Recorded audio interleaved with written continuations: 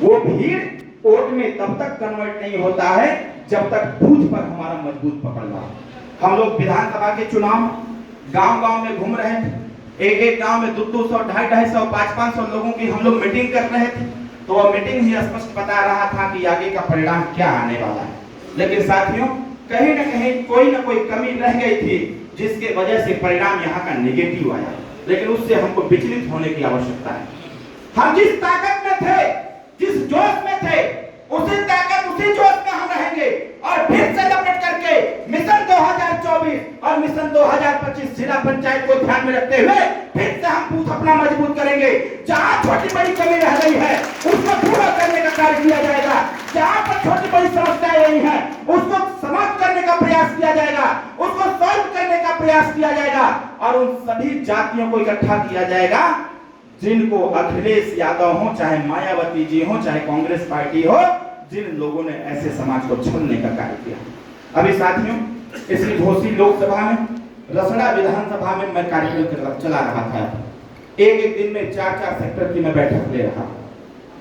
जिस प्रकार से इस बात को आपको समझने की आवश्यकता है, इस घोसी लोकसभा के प्रभारी हमारे साजिद यादव जी हैं, माननीय संगठन मंत्री जी हैं, इनके द्वारा हमें काम दिया गया है कि रसड़ा विधानसभा में आप सेक्टर की बैठक लेंगे और लगातार साथियों 10 दिन से हम रसड़ा विधानसभा में सेक्टर की बैठक ले रहे हैं। और जिस प्रकार से माननीय ओम प्रकाश राजभर जी की विचारधारा से राजभर के साथ साथ पासवान के लोग, चौहान के लोग, चौरसिया, बिंद, केवट, मल्लाह, निषाद, तमाम समाज के लोग, पाल, प्रजापति, मुसलमान, इस समाज के लोग, ठाकुर, ब्राह्मण, भूमिहार, यादव, ये सभी लोग जिस हिसाब से गांव की सेक्टर की जब बैठक में ले रहा हूं, जिस प्रकार से संगठन में जुड़ रहे हैं, वही रसड़ा के कार्य को आपके मऊ जनपद के सभी विधानसभाओं में करने की आवश्यकता है। हम आप यहाँ पर हैं, जब हम लोग चुनाव में जा रहे थे तो अगर आपके गांव में आपके बूथ पर बांसखोर समाज के लोग थे तो आप उनको भी मीटिंग में बैठा करके उनका भी सम्मान करते थे।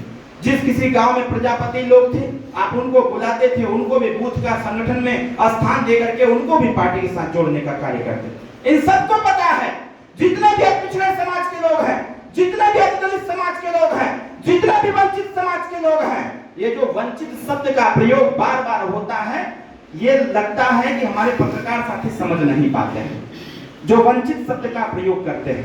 साथियों, ये वंचित शब्द क्या है? ये वंचित वर्ग कौन है? ये वंचित वर्ग वो वर्ग है जो ठाकुर से लेकर के बनवासी तक जो भी अधिकार से वंचित लोग हैं, ऐसे लोगों को वंचित वर्ग की श्रेणी में सुहेलदेव भारतीय समाज पार्टी रखती है और ऐसे लोगों की लड़ाई लड़ करके उनको भी मुख्य धारा में लाने का प्रयास करती है। ये सुहेलदेव भारतीय समाज पार्टी का झंडा है। सुहेलदेव भारतीय समाज पार्टी किसी का विरोध नहीं करता है।